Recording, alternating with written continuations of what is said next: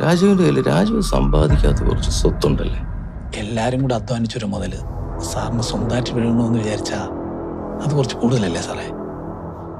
അതുകൊണ്ട് സാറിന് കിട്ടിയ മുതലിന്റെ പകുതി ഞങ്ങൾക്ക് താ. കിട്ടിയത് മുഴുവൻ ദേഹത്തുണ്ട്. പകുതിയാക്കണ്ട, മൊത്തമായിട്ട് തന്നേക്കാം. രാജീവൻ സാറല്ലേ? സാർ SP ഓഫീസ് വരെ ഒന്ന് വരണമായിരുന്നു. രാജുവിന് ഏത് ബാങ്കിലെ അക്കൗണ്ട്? SSB.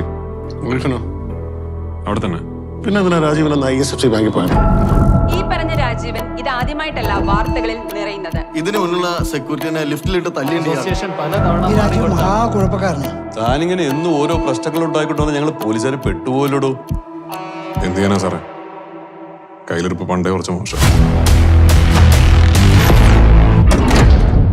എടാ, ബാങ്കിൽ നിന്ന് ഇറങ്ങിക്കഴിഞ്ഞാൽ ക്യാഷ് ഔട്ട് കറങ്ങി തിരിച്ചടക്കാൻ പറ്റില്ല. ഇവിടെയൊക്കെ പൈസ വെക്കുന്ന സേഫ് ആണോ അവിടെ? ഞങ്ങൾ പിന്നെ അമ്മരെ ചേസ് ചെയ്ത് 2 ദിവസമായിട്ട് ഉമ്മാരുടെ പുറകെ നടക്കുക സാറേ. ഓഫീസിലൊക്കെ പരാതിയില്ല, വീട്ടിൽ കയറാൻ വന്ന് അവർക്ക് ഇച്ചിരി ടെൻഷൻ കൊടുത്താലോ?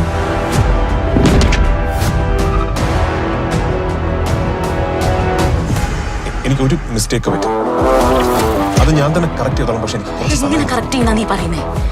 നിന്റെ ഈ മിസ്റ്റേക്ക് ഇല്ലേ, ഇവിടുത്തെ പോലീസുകാർക്ക് എല്ലാവർക്കും മനസ്സിലായിട്ടുണ്ട്. അയാൾക്കൊരു ഫാമിലി ഉള്ളതാണ്. മൈ ഫാമിലി, മൈ കിഡ്സ്, അതൊക്കെയാണ് എന്റെ വലിയ കാര്യം. പിന്നെ രാജീവൻ ഒരു ക്രിമിനലാണ്, അത് മീരയ്ക്കും അറിയാവുന്ന കാര്യമാണ്. രാജീവിനൊന്നും പറയാനില്ലേ?